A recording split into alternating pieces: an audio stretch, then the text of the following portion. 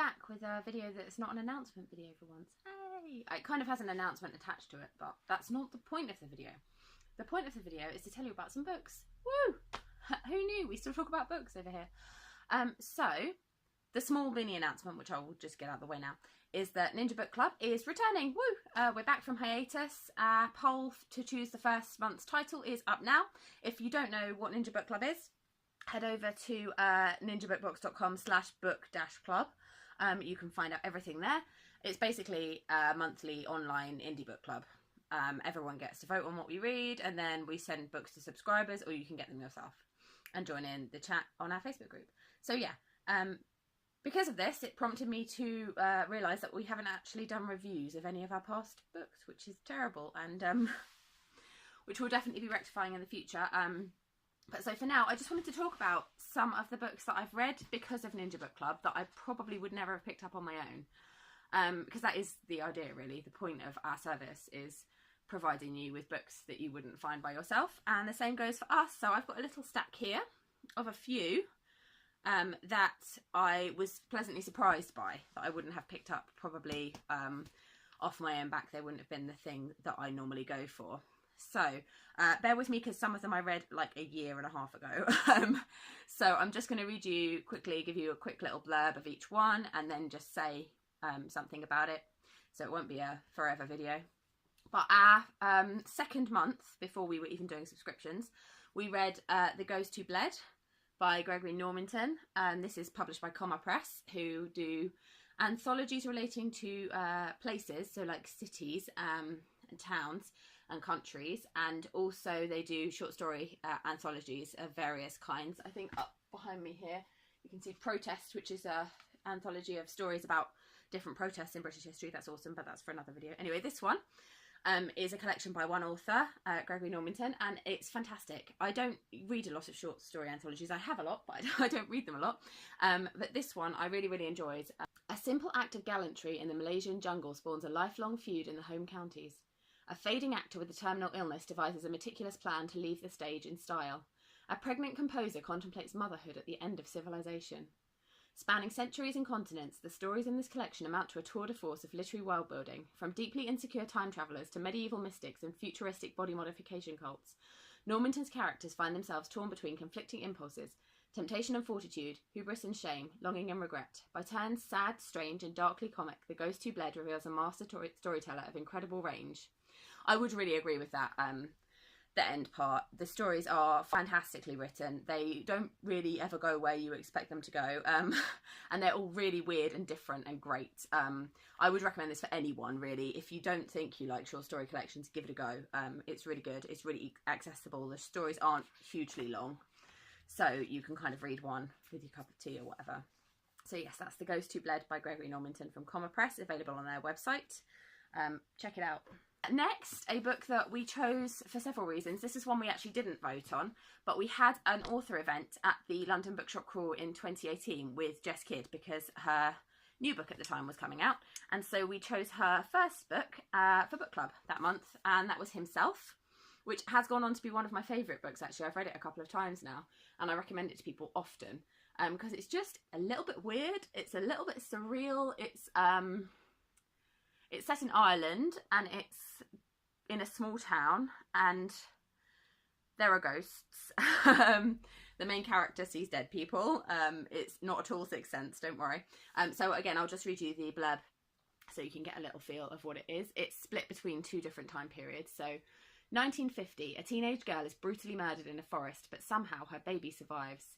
1976, a mysterious and charming young man returns to the remote coastal village of Mulderrick, seeking answers about the mother who, it was said, had abandoned him on the steps of a Dublin orphanage. With the help of its oldest and most eccentric inhabitant, he will force the village to give up its ghosts. Nothing, not even the dead, can stay buried forever. Yeah, if that sounds good to you, I really recommend picking up Himself. Jess Kidd also has two other books out now, which you should try, definitely. But Himself is really... It's really light-hearted for something that deals with big subjects. The characters are fantastic and crazy. Oh, the old lady, I can't remember her name. The old lady that helps him, she's really, really old, and she is bedridden and mad, basically. but she's brilliant. I love her as a character, and there's lots of little subplots that go on between the different characters in the village, and people who are trying to have relationships, and people who have secrets, a lot of secrets.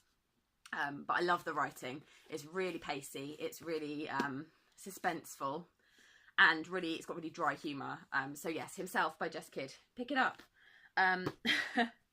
Okay, the next one is a historical fiction book, which was suggested by somebody else, so I didn't even suggest this one, and then we voted for it and chose The Woman in the Shadows by Carol McGrath, and this is published by Accent Press, and it is about the wife of Thomas Cromwell, Elizabeth Williams. She was, when she was widowed at the age of 22, she's determined to make herself a success in the business she's learned from her father.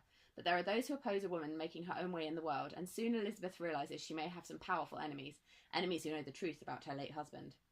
Security and happiness comes when Elizabeth is introduced to the kind and ambitious merchant Thomas Cromwell. Their marriage is one based on mutual love and respect, but it isn't always easy being the wife of an influential, headstrong man in Henry VIII's London. The city is filled with ruthless people and strange delights, and Elizabeth realises she must adjust to the life she has chosen or risk losing everything.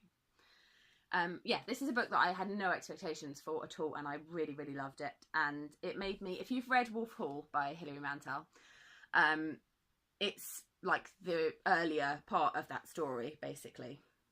And obviously focuses on the woman rather than Thomas Cromwell himself.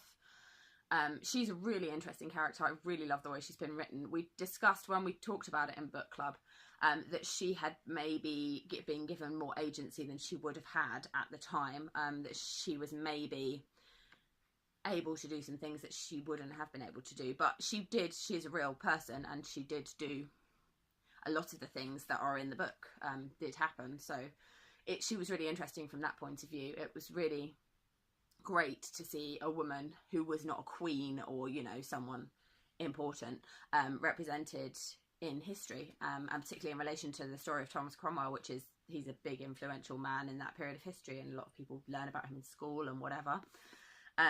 So yeah, I really, really loved this book. I found it really absorbing. It's really easy to read, really will inspire you probably to read more about that period, because the setting of it is really well drawn, and everything else that's going on at the time is really full of intrigue and people doing things they shouldn't be doing, and yeah, it's fantastic. So that's The Woman in the Shadows by Carol McGrath. You can get it from Accent Press.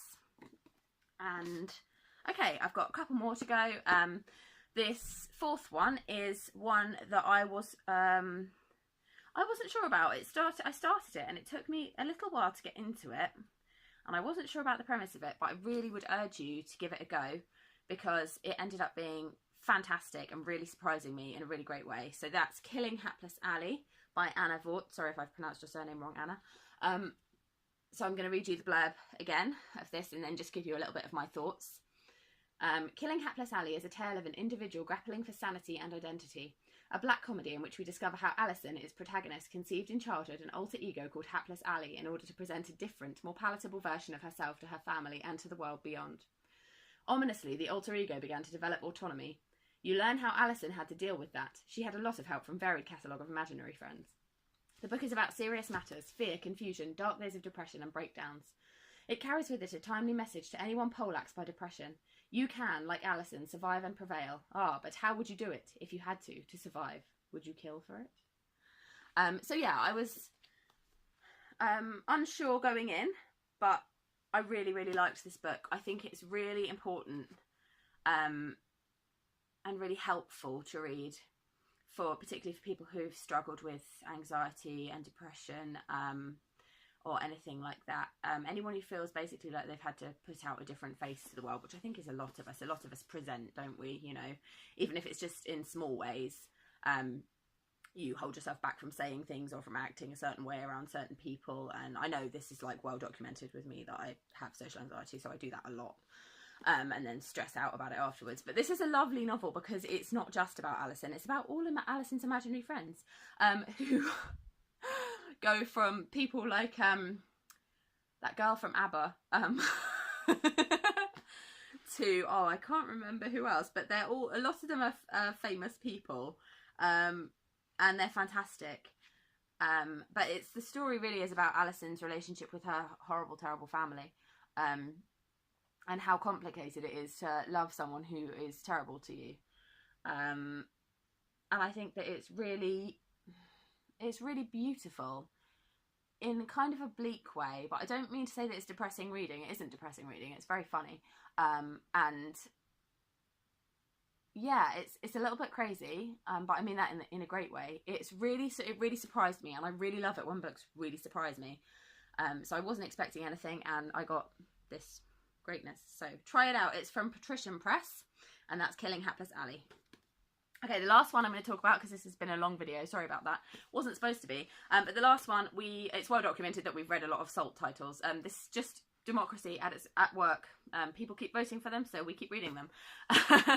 But I think this was the second one we read. This is How to Be a Kosovan Bride by Naomi Hamill.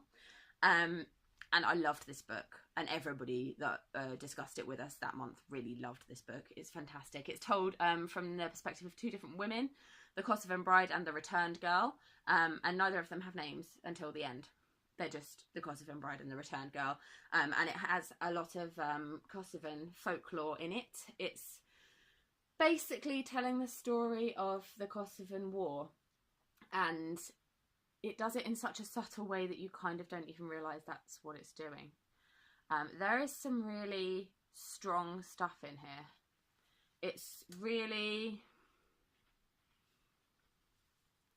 will probably hit home at some point, you know, as a person reading it, and as a person reading it, that this happened in my lifetime, and I was young, and so I knew people. There were people at our school who were refugees from Kosovo, but I had no idea what they were fleeing from, or what had actually happened. And this was a really good way to be introduced to it, I think. It really made me want to find out more, which I love books that make me want to do that. It is beautifully written. It's in short little snippets from all sorts of different people's points of view, and the two stories of the two girls kind of interweave throughout the main narrative. And you see the pressures put on people to conform to societal stereotypes and norms, to be the perfect woman or the perfect wife, or, you know, be good or bad or whatever they have been labelled as, and how that affects people. And it's really powerful from that point of view as well. I would really highly recommend it. Grab it from saltpublishing.com. I do realise that's the only link I've given. I will put the rest of the links in the description so you can click over and check out the books a bit more. But yeah, so I hope you've enjoyed that. If you're interested in joining our book club, we would love to have you along. So you can head over to the link I mentioned before, which I will also put in the description, where you can subscribe to our mailing list, so you'll get all the information. You can join our Facebook group, and you can subscribe to get the book sent to you if you prefer to do things that way.